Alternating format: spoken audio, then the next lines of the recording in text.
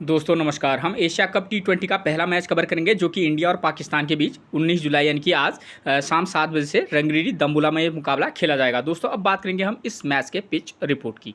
Pitch report की बात करें दोस्तों तो यहाँ की जो विकेट है एक बैलेंसिंग विकेट है, यानी कि बल्लेबाज और गेंदबाज को पिच से मदद मिलती है। ठीक है, अगर मैं बात करूँ इस विकेट पर बल्लेबाजी के लिए तो इस विकेट पर बल्लेबाजी के लिए अच्छी कंडीशन रहती है, चाहे फर्स्ट इनिंग हो या सेकेंड इनिंग। ठीक है, ये विकेट ऐसी है जहाँ स्कोर भी बनता है तो यहाँ साथ ही साथ विकेट भी गिरते हैं, तो आप इस बात को ध्यान में रखकर चलिएगा। ठीक है, बल्लेबाजी सेक्शन से अगर बात करें हम बॉलिंग की तो इस विकेट पर फर्स्ट इनिंग में कुछ ज़्यादा विकेट गिरते हैं और सेकेंड इनिंग में थोड़ा सा कम विकेट गिरते हैं, गिरते ज़रूर हैं लेकिन। ठीक है, आप इस बात को ध्यान में रखकर चलिएगा। यहाँ पर हमारे लिए स्पिनर और पेसर ठीक दोनों इंपॉर्टेंट रोल प्ले कर सकते हैं। ठीक हो गया। एक टिप्स जो मैं आपको हमेशा देता हूं, अगर आपको समय पर पिच रिपोर्ट नहीं मिल पाती है तो कप्तान टॉस जीतने के बाद क्या कर रहा है, पहले बैटिंग कर रहा है या बॉलिंग कर रहा है, आप उसके डिसीजन को अपना आधार बनाकर भी टीम में प्लेयर का सिलेक्शन कर सकते हैं। ठीक, उसके बाद बात करेंगे हम वेन्यू रिकॉर्ड की। दोस्तों मैं आपको step by step her record को समझाऊंगा, ठीक है, ताकि आपको टीम बनाने में कहीं पर कोई दिक्कत ना आए। ठीक है, वेन्यू रिकॉर्ड की बात करें इस ग्राउंड पर अब तक टोटल 3 टी20 मुकाबले खेले गए हैं, जहां बैटिंग फर्स्ट करने वाली टीम एक बार तो वहीं बैटिंग सेकंड करने वाली टीम 2 बार यहां अपने मुकाबले जीती है। और एवरेज स्कोर कितना रहा है 134 का। देखिए ये जो मुकाबले हैं ये 2022 में खेले गए थे, सारे के सारे मुकाबले। ठीक, तो इन 3 मुकाबलों में क्या रहा था कि बैटिंग फर्स्ट करने वाली टीम एक बार और बैटिंग सेकंड करने वाली टीम 2 बार जीती है। तो यहाँ पर हम कह सकते हैं कि कोई भी टीम अपना मुकाबला जीत सकती है, चाहे वो बैटिंग फर्स्ट करे या बैटिंग सेकंड। ठीक है, अब बात करेंगे हम एवरेज स्कोर की। तो एवरेज स्कोर कितना रहा है 134 का। इसका मतलब ये है कि बल्लेबाजी के लिए ठीक ठाक कंडीशन रहती होंगी, क्योंकि देखिए दोस्तों जो वुमेंस क्रिकेट होता है वो जो जो मतलब इंटरनेशनल और कंट्री में जो मतलब मेरे कहने का मतलब यह है कि मेल और फीमेल जो कि क्रिकेट होता है वो थोड़ा सा डिफरेंस उनके बीच में रहता ही है। ठीक है, वुमेंस क्रिकेट में थोड़ा सा लो स्कोरिंग आपको देखने को मिलता ही है। ठीक है, हाई स्कोरिंग मुकाबले भी होते हैं। ठीक, लेकिन दोस्तों ये तो होगी 2022 के रिकॉर्ड की बात। ठीक है, जो करंट के रिकॉर्ड की बात करूंगा मैं, जो कि मैंने लिखा नहीं है लेकिन मैं आपको बता देता हूं। जो LPL 2024 में जो इस समय मैचेस चल रहे हैं, क्योंकि 2022 के बाद 2024 में पिच तो काफ़ी चेंजेस हो ही जाती हैं, क्योंकि पिच में बदलाव होते हैं। ठीक है ना, हर साल। तो यहाँ पर क्या हो रहा है LPL 2024 में जो इस साल मुकाबले खेले जा रहे हैं वहाँ पर क्या देखने को मिल रहा है, यहाँ पर बल्लेबाजी के लिए अच्छी कंडीशन है। ठीक है ना, और विकेट भी गिर रहे हैं और रन भी बन रहे हैं। ठीक है, तो उस रिकॉर्ड को अगर हम ध्यान में रखें तो हम ये कह सकते हैं कि भाई जब हम टीम बनाएंगे तो आप क्या करना कि इस प्रकार की टीम बनाकर चलना जहां पर बल्लेबाज के फेवर में भी आप टीम बनाकर चल सकते हैं, और साथ में जो टीम बॉलिंग फर्स्ट कराएगी, ठीक है, तो वहां पर उनके पेसर और स्पिनर दोनों का कॉम्बिनेशन को थोड़ा सा ध्यान में रखकर चलिएगा। ठीक, ये मैंने आपको एक हल्की सी जानकारी दे दी है। ठीक, उसके बाद बात करेंगे इन 3 मुकाबलों में। तो इन 3 मुकाबलों में टोटल कितने विकेट गिरे हैं 31 विकेट गिरे हैं, जहां फर्स्ट इनिंग में 18 तो वहीं सेकंड इनिंग में 13 विकेट गिरे हैं। ठीक हो गया, यानी कि औसतन यहां पर फर्स्ट इनिंग हो या सेकंड इनिंग हो विकेट लगभग गिरते हैं। ठीक है, लगभग एक समान। ठीक है, तो उसके बाद बात करेंगे अगर हम फर्स्ट इनिंग में देखें, यहाँ फर्स्ट इनिंग में पेसर ने लिए हैं 3 विकेट, स्पिनर को मिले हैं 13 विकेट। बात करें सेकेंड इनिंग में तो सेकेंड इनिंग में पेसर ने लिए हैं 2 विकेट और स्पिनर ने 10 विकेट लिए हैं। ठीक है, तो इस रिकॉर्ड के बेस पर अगर हम बात करें तो यहाँ पर साफ क्लियर नज़र आ रहा है कि स्पिनर हमारे लिए फर्स्ट इनिंग हो या सेकेंड इनिंग हो इंपॉर्टेंट रोल प्ले करेंगे। और वैसे भी वुमेंस क्रिकेट में मैक्सिमम आप ये देखने को मिलता है कि यहाँ पर स्पिनर ही ज़्यादा विकेट लेते हैं। ठीक है, लेकिन जिस प्रकार का यहाँ मैच इस साल खेला जा रहा है वहाँ पर जो है फर्स्ट इनिंग में पेसर ने ज़्यादा विकेट लिए हैं। ठीक है, स्पिनर ने भी विकेट लिए हैं, लेकिन हाँ इस पेसर जो है वो कुछ ज़्यादा विकेट ले रहे हैं इस साल। ठीक, LPL टी20 के मुकाबलों के रिकॉर्ड को अगर मैं आपको बता रहा हूँ तो वहाँ पर आप इस प्रकार की टीम बनाकर चल सकते हैं। ठीक है, तो वो किस प्रकार की टीम बनानी है वो मैं आपको आगे बताऊंगा। ठीक है, ये तो रिकॉर्ड की बात होगी, लेकिन हाँ इस वाले मैच में आप पेसर को इग्नोर नहीं कर सकते हैं, टोटली मैं ये कह रहा हूँ। अगर मैं सीधे बात करूं तो आप इस वाले मैच में बशर्ते रिकॉर्ड जो मर्जी चाहे कुछ बोले, ठीक है, लेकिन जो करंट का जो रिकॉर्ड है उसके बेस पर आप पेसर को अपनी टीम में जरूर रखकर चलिएगा। ठीक, उसके बाद बात करेंगे हम प्लेयर्स फॉर्म की।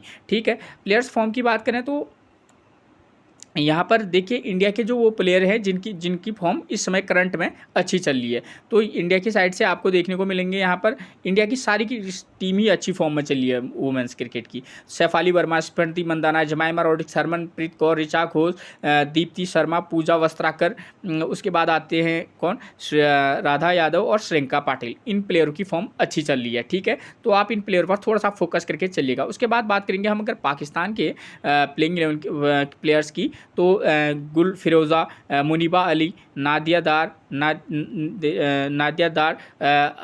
आलिया रियाज, सादिया इकबाल और तोबा हसन, इन प्लेयर की फॉर्म अच्छी है, ठीक है। तो इन पर आप थोड़ा सा फोकस करना। जैसे गुल फेरोज़ा की बात करें, ये टी लिखा है मैंने, तो इसका मतलब है कि ये टच में है, मतलब कंडीशन के बेस पर ही आप इनका सिलेक्शन कीजिएगा, ठीक है ना। वरना टच प्लेयर का मतलब है कि भाई किसी मैच में चल भी सकती हैं, किसी मैच में फ्लॉप भी हो सकती हैं। और जैसे ही चल, तो इनमें से भी इतने प्लेयर तो सभी नहीं चलेंगे, इनमें से भी प्लेयर क्या होंगे, फ्लॉप होंगे, और कुछ ऐसे प्लेयर भी होंगे जो परफॉर्मेंस देंगे इनके अतिरिक्त भी, ठीक है ना। तो इन प्लेयर पर आप थोड़ा फोकस करके चलिएगा। ये टोटली इनके रिकॉर्ड के बेस पर, करंट के रिकॉर्ड के बेस पर, ठीक है।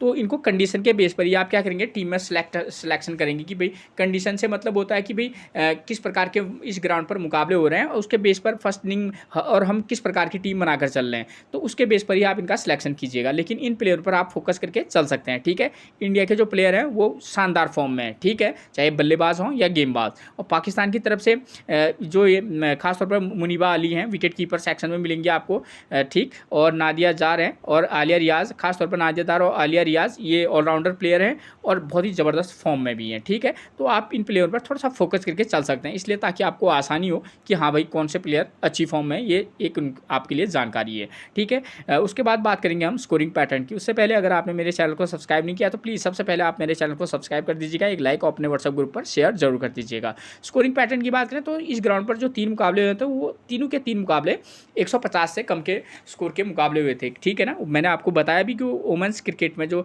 मैक्सिमम जो मैचेस होते हैं 150 160 के अराउंड होते हैं। अगर बैटिंग पिच होती है तो 150 टू 170 के मुकाबले आपको देखने को मिलते हैं, वरना लगभग 150 के अराउंड वाले मुकाबले ज़्यादा देखने को मिलते हैं, ठीक है। हाई स्कोरिंग मतलब बल्लेबाजी अगर अच्छी कंडीशन वाली पिच भी हो तो। और लो स्कोरिंग वाले मुकाबले में तो ठीक ही है कि भाई जहाँ पर बल्लेबाज को सपोर्ट नहीं मिल रहा वहाँ पर 120 130 के समथिंग औसतन स्कोर वुमेंस क्रिकेट में रहता है, ठीक है। तो वुमेंस क्रिकेट थोड़ा सा अलग चलता है, ठीक है। अब बात करें इस ग्राउंड पर मुकाबले की, तो एक बार फिर से मैंने यहाँ पर डेट गलत लिख दी है, ये 2022 का मुकाबला है, मैंने 24 लिख दिया है, ठीक है ना, सॉरी। तो देखिए 2022 में जो यहाँ मुकाबला हुआ था, तो इस वाले मुकाबले को देखें तो देखिए यहाँ पर फर्स्ट मैं आपको 2 प्रकार के मुकाबले दिखा देता हूँ। देखिए 138 रन का स्कोर बना है, विकेट कितने गिरे हैं 5, और आसानी से क्या हो गया है, चेज हो गया, विकेट कितने गिरे हैं 3। विकेट पर भी ध्यान दीजिएगा, ठीक।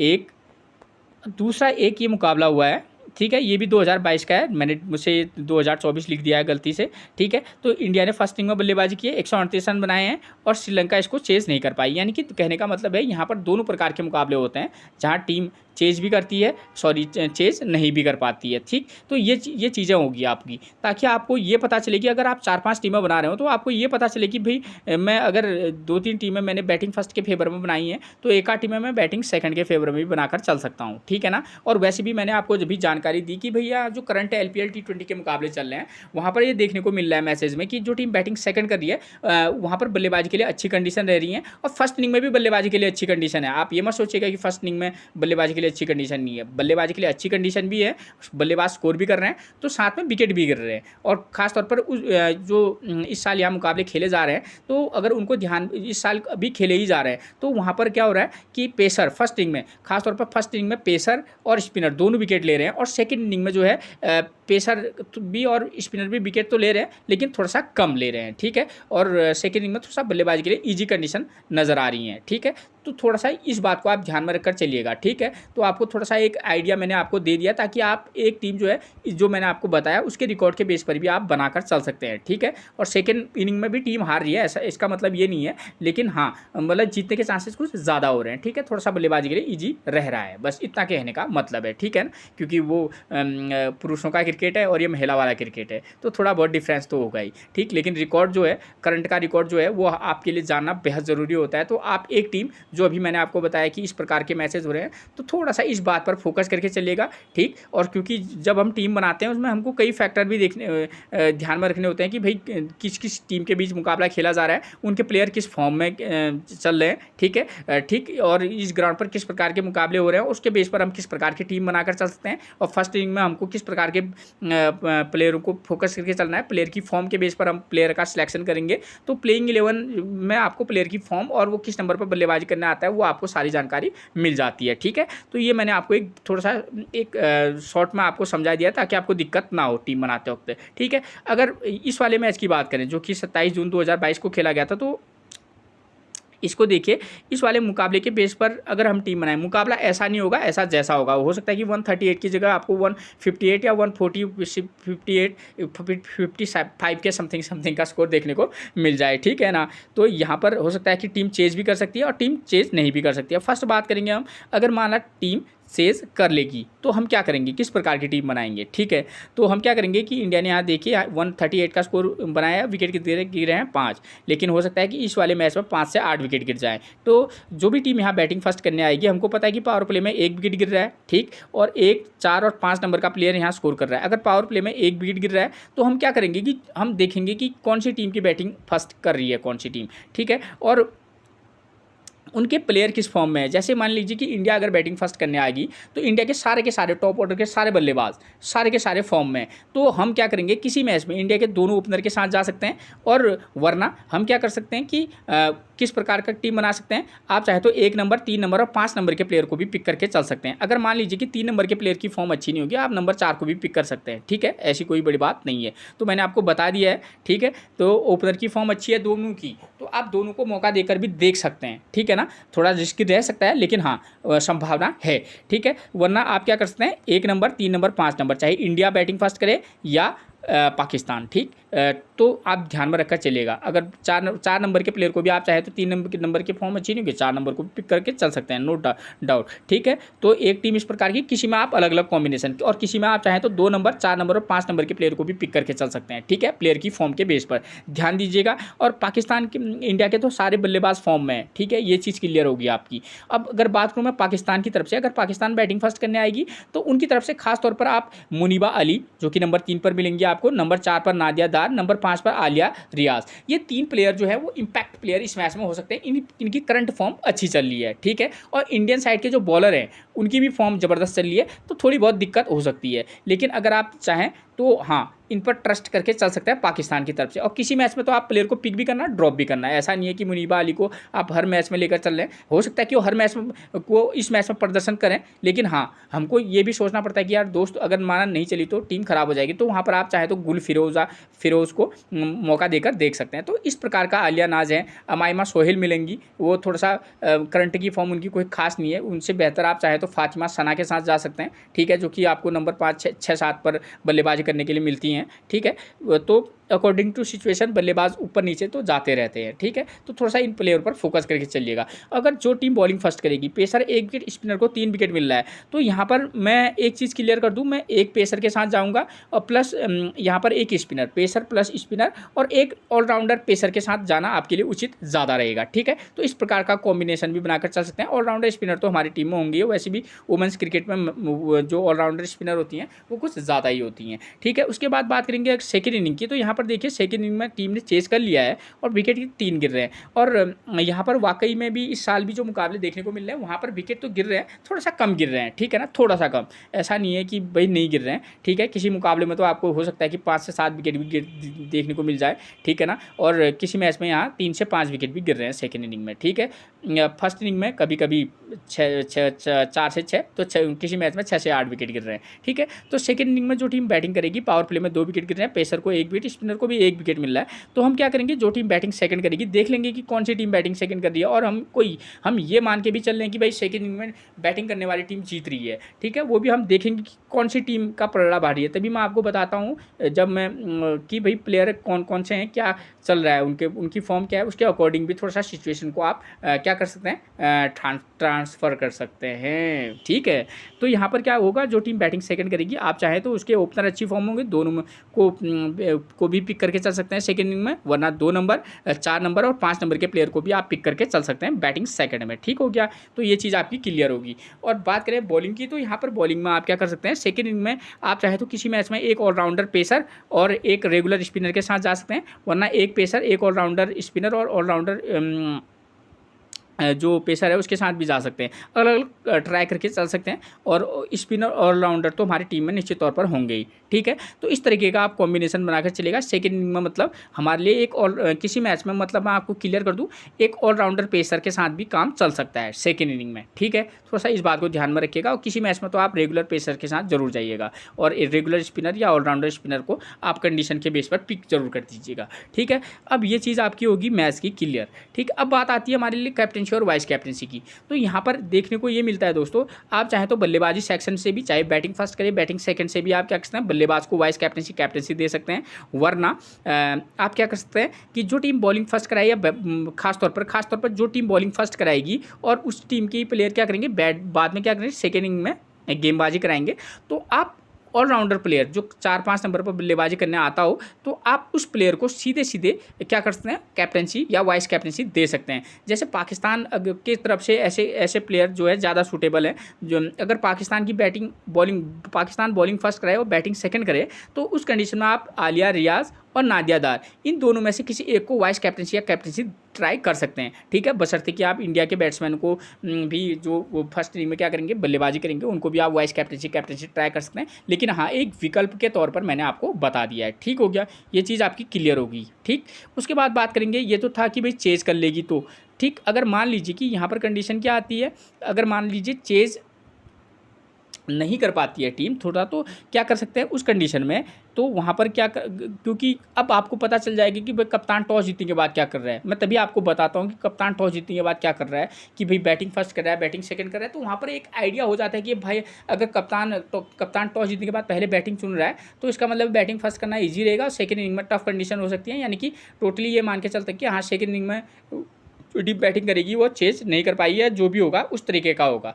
तो कभी कभी मैक्सिमम टाइम उनके फैसले जो होते हैं सही भी साबित होते हैं और कभी कभी गलत भी साबित होते हैं, ठीक है। तो वहाँ पर से भी एक आइडिया आपको ले लेना है कि हाँ भाई इस प्रकार का, तो मैं एक आध टीम है तो कम से कम मैं इस प्रकार की ज़्यादा बनाकर चल सकता हूँ, और बशर्ते मैं एक आध टीम इसके उलट भी बनाऊँगा, ठीक हो गया। तो यहाँ पर क्या हो सकता है, अगर टीम चेज नहीं कर पाएगी, जो टीम बैटिंग फर्स्ट करेगी वो बल्लेबाजी अच्छा करेगी, तो हम क्या करेंगे, जो टीम बैटिंग फर्स्ट करेगी हम यहाँ पर क्या कर सकते हैं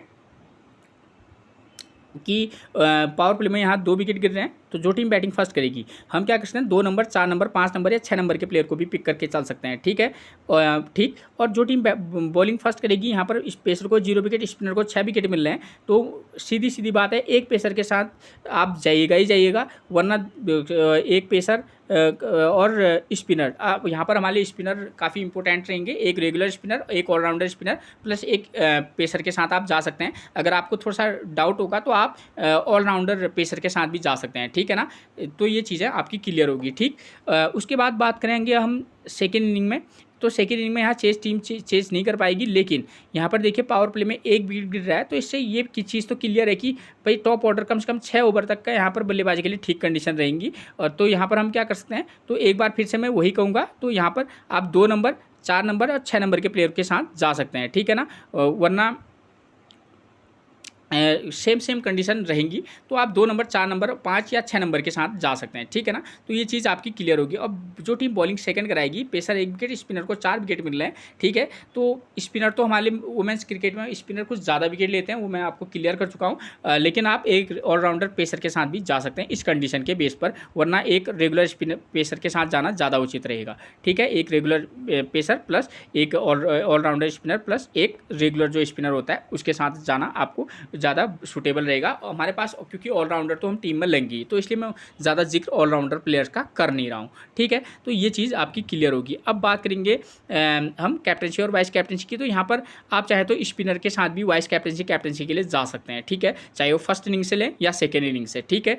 4 के बदले में हो सकता है कि यहाँ पर 5 विकेट भी आउट कर सकते हैं स्पिनर, तो स्पिनर एक वाइस कैप्टनसी के लिए अच्छे विकल्प रहेंगे, ठीक है। और बल्लेबाजी सेक्शन से भी एक वाइस कैप्टनसी का विकल्प रह सकता है, खासतौर पर जो टीम बैटिंग फर्स्ट करेगी उसके आप 4 या 5 नंबर के प्लेयर को वाइस कैप्टनसी दे सकते हैं, ठीक हो गया, ठीक। तो ये चीज़ आपकी क्लियर होगी। वाइस कैप्टनसी देना चाहें कैप्टनसी देना चाहें ट्राई करके चल सकते हैं, ठीक है। तो इस प्रकार का एक कॉम्बिनेशन बनाकर चल सकते हैं। ऑलराउंडर प्लेयर पर थोड़ा सा फोकस करके इस वुमेंस क्रिकेट में ऑलराउंडर प्लेयर पर भी आप फोकस करके चल सकते हैं, ठीक है। और वैसे भी आपको मैं बता दूं, इंडिया की साइड से अगर मैं कैप्टनसी और वाइस कैप्टनसी की बात करूँ तो स्मृति मंदाना, ठीक है, स्मृति मंदाना है, जमाइमा रोड्रिक्स हैं, हरमनप्रीत कौर, ठीक है। ये जो प्लेयर हैं बल्लेबाजी सेक्शन में से किसी किसी मैच में आप इनमें से किसी एक या दो को वाइस कैप्टनसी के लिए ट्राई कर सकते हैं। और एक रिस्की अगर वाइस कैप्टनसी का नाम सजेस्ट करूँ तो यहाँ पर पूजा वस्त्राकर की करंट की फॉर्म लाजवाब चल रही है। तो पूजा वस्त्राकर को आप खासतौर पर कब, जब पूजा वस्त्राकर फर्स्ट इनिंग में क्या कराएंगी, बॉलिंग कराएंगी, तो आप उनको वाइस कैप्टनसी के लिए ट्राई करके चल सकते हैं। ठीक हो गया। और पाकिस्तान की तरफ से मैंने आपको नाम बता दिए, चाहे वो मुनीबा अली हो, नादिया दार हो या आलिया रियाज हो, ये जो 3 प्लेयर हैं वो क्या हो सकते हैं, वाइस कैप्टनसी की चॉइस हो सकते हैं। और एक रिस्की में अगर मैं बात करूं तो रिस्की प्लेयर वाइस कैप्टनसी की तो डायना बेग, तो वो डायना बेग जो है वो एक वाइस कैप्टनसी की चॉइस बन सकती हैं। ठीक है। अभी प्लेइंग 11 से आपको पता चल जाएगा कि किस प्लेयर की फॉर्म कैसी है, तो आप कंडीशन के बेस पर उसको वाइस कैप्टनसी दे सकते हैं। ठीक हो गया। उसके बाद बात करेंगे इंडिया के प्लेइंग 11 की, तो नंबर 1 पर मिलेंगे सैफाली वर्मा। करंट की फॉर्म की बात करें 27 रन 18, 24 रन 1 विकेट 25, 20, तो एक ठीक अच्छी फॉर्म में, ठीक टच में प्लेयर हैं। तो आप इनको किसी मैच में पिक भी करना, किसी मैच में ड्रॉप भी करना। स्मृति मंदाना ग्रेट फॉर्म में, वाइस कैप्टनसी की एक प्रबल चॉइस, मतलब हमारे लिए चॉइस रहेंगी स्मृति मंदाना। कम से कम करंट का फॉर्म तो यही कहता है। इस वाले मैच में फ्लॉप हो जाए वो बात की बात, लेकिन करंट के फॉर्म के बेस पर बात करें तो हाँ, वाइस कैप्टनसी डिजर्व करती हैं इस मैच में। जमायर और रॉड्रिक्स एक की प्लेयर का काम करेंगी और वाइस कैप्टनसी का भी एक चॉइस बन सकती हैं। ठीक है। आप इस पर फोकस करके चलिएगा, लेकिन प्लेयर को आप कंडीशन के बेस पर ही प्लेयर को किसी मैच में तो पिक करना, किसी मैच में चाहे तो स्मृति मंदाना को भी ड्रॉप करना, जमाइमा रॉड्रिक्स को भी। ठीक है। हरमनप्रीत कौर की बात करें तो 35, 69, 42, 103 ज़बरदस्त फॉर्म में है। ठीक है। जमाइमा रॉड्रिक्स और हरमनप्रीत कौर इस वाले मैच में हमारे कुछ ज़्यादा ही इंपॉर्टेंट रोल प्ले करेंगी। उसके बाद नंबर 5 पर मिलेंगे हमको कौन, ऋचा घोष। करंट की फॉर्म इनकी अच्छी है, विकेट कीपर बल्लेबाज है, नंबर 5, और कभी कभी नीचे भी बल्लेबाजी करने आ जाती हैं। ठीक है। लेकिन एक चीज़ क्लियर कर दें आपको, मुनीबा अली और ऋचा घोष को, मुनीबा अली भी ज़बरदस्त हैं हमारे लिए, वो भी एक विकेट कीपर का भी काम करेंगे। और साथ में किसी मैच में आप उनको उनके करंट की फॉर्म की, जैसा उनका करंट का फॉर्म चल रहा है, उनको वाइस कैप्टनसी या कैप्टनसी भी ट्राई करके चल सकते हैं। ठीक है। ठीक। ऋचा घोष और उनमें से किसी मैच में ऋचा घोष को पिक करना, किसी मैच में आप मुनीबा अली को पिक करना। उसके बाद बात करेंगे सजीवन साजना की, तो करंट का फॉर्म इनका ऐसा ही चल रहा है। ठीक है। उसके बाद बात करेंगे देखिए, लेकिन एक चीज़ क्लियर कर दें, गेंदबाजी ये कराती हैं। ठीक है।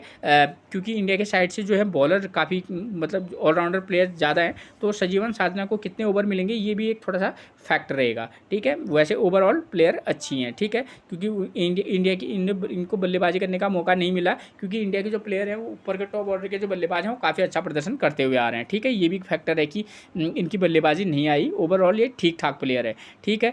तो दीप्ति शर्मा की बात करें तो 1 wicket, 2 wicket, 0 wicket, 2 wicket, 2 wicket. Current का फॉर्म इनका अच्छा है, स्पिनर के लिए पिच में मदद है, खासतौर पर फर्स्ट इनिंग हो या सेकंड इनिंग हो, तो आप इनको खासतौर पर फर्स्ट इनिंग में आप इन पर फोकस करके कुछ ज़्यादा चलिएगा फर्स्ट इनिंग में। ठीक है ना। तो ध्यान रखिएगा, फर्स्ट इनिंग में एक की प्लेयर का काम कर सकते हैं अगर ये गेंदबाजी कराएंगी। फर्स्ट इनिंग में इंडिया बॉलिंग फर्स्ट कराएगी। उसके बाद नंबर 8 पर मिलेंगी Pooja Vastrakar. Risky vice captaincy में आपका एक चॉइस में पूजा वस्त्राकर को दे रहा हूँ, खासतौर पर तब जब इनकी टीम बॉलिंग फर्स्ट कराएगी, इंडिया बॉलिंग फर्स्ट करेगी, तो पूजा वस्त्राकर को आप वाइस कैप्टनसी या रिस्क लेकर कम से कम वाइस कैप्टनसी ट्राई तो कर सकते हैं। उसके बाद राधा यादव की बात करें, 3 wicket, 1 wicket, 2 wicket, 0 wicket, 0 wicket और 1 विकेट। करंट का फॉर्म अच्छा है राधा यादव का भी। ठीक है ना। टीम में पिक करके चल सकते हैं, किसी में आप ड्रॉप करके चल सकते हैं कंडीशन के बेस पर। ठीक है। मैंने आपको जानकारी दे रखी है, तो उसको आपको हर रिकॉर्ड के बेस पर आपको प्लेयर को पिक भी करना होगा, ड्रॉप भी करना होगा। अगर आप रिकॉर्ड को एनालाइज करेंगे, आपको कैप्टनसी का पता चलेगा कि भाई कप्तान टॉस जीतने के बाद क्या कर रहा है, उसके अकॉर्डिंग आप सेट कर लेंगे टीम को कि हाँ यहाँ ये कंडीशन है, तो इसमें से क्या क्या कंडीशन हो सकती है। कंडीशन वैसी भी क्या ही होती है, कंडीशन सारी प्रकार के तो मुकाबले होते हैं, हाई स्कोरिंग, लो स्कोरिंग। ठीक है। मेन जो होते हैं 2 प्रकार के होते हैं, उनके भी 2 पार्ट हो जाते हैं। हाई स्कोरिंग वाले मुकाबले भी 2 प्रकार के होंगे। हाई स्कोरिंग या तो इस प्रकार का मुकाबला होगा जहाँ पर वो फर्स्ट में जो टीम बल्लेबाजी करेगी वो 160 का स्कोर बना रही है, सेकेंड इनिंग में जो है टीम चेज कर लेगी, या 170 का स्कोर बनाए, टीम जो है करीबन 160 पर वो भी पहुंच जाए। इस प्रकार के मुकाबले होते हैं। या लो स्कोरिंग मुकाबले होंगे जहां पर टीम फर्स्ट इनिंग में बल्लेबाजी करेगी, 150 का स्कोर बनाएगी, सेकेंड इनिंग में हो सकता है कि भाई 130 पर ऑल आउट हो जाए। तो इस प्रकार के मुकाबले का आपको देखने को मिलते हैं। ठीक है। लो स्कोरिंग मुकाबले, हाई स्कोरिंग मुकाबले, तो ये चीज़ें चलती रहती है, इसी प्रकार के मुकाबले होते हैं। तो हमको यही सिचुएशन को देखकर यहाँ पर किस प्रकार का हो सकता है, इसी चीज़ों को पर फैक्ट करके को देखकर, ताकि आपको रिकॉर्ड के बेस पर टीम में सेलेक्ट करना होता है, ठीक है। उसके बाद नंबर 11 पर बात करेंगे श्रियंका पाटिल की। तो 1 wicket 1 wicket 1 wicket 1 wicket 2 wicket, ये इनका करंट का फॉर्म चला है, जो कि ठीक ठाक है। तो आप इनको भी ट्राई करके चलिएगा, फर्स्ट इनिंग हो या सेकेंड इनिंग हो, ठीक है। उसके बाद बात करेंगे पाकिस्तान के प्लेइंग 11 की। तो प्लेयर का सिलेक्शन भी करना है, ड्रॉप भी करना है। आपको टीम जब बनाएंगे आपको पता चल जाएगा कि भाई मैं इस प्रकार की टीम बनाकर चल रहा हूँ, तो मुझे यहाँ पर किस प्रकार के प्लेयर को पिक करके चलना होगा, ठीक है। उसमें ज़्यादा आपको एक्स्ट्रा सोचने की ज़रूरत नहीं है। अगर आपको फैक्ट क्लियर है कि यहाँ पर इस प्रकार के मुकाबले हो रहे हैं और मैं इस प्रकार की टीम बनाकर चलूँगा, तो आप कुछ भी हो आप उसके साथ चलिएगा, ठीक है ना। गुल फिरोज़ा की बात करें, नंबर 1 पर मिलेंगी 16, 30, 3, 17, 14, ये इनका फॉर्म चल रहा है, ठीक है ना। गुल फिरोज़ा उतनी कोई खास फॉर्म में है नहीं, लेकिन हाँ ठीक ठाक एक टच में है, ठीक है। तो खास तौर पर यहाँ पर मैंने आपको बताया कि करंट के मुकाबले इस प्रकार के हो रहे हैं, तो किसी में ऐसा पिक भी करना, किसी में ड्रॉप भी करना। सिद्रा अमीन की बात करूँ, करंट का फॉर्म कोई खास चल नहीं रहा है इनका, ठीक है ना।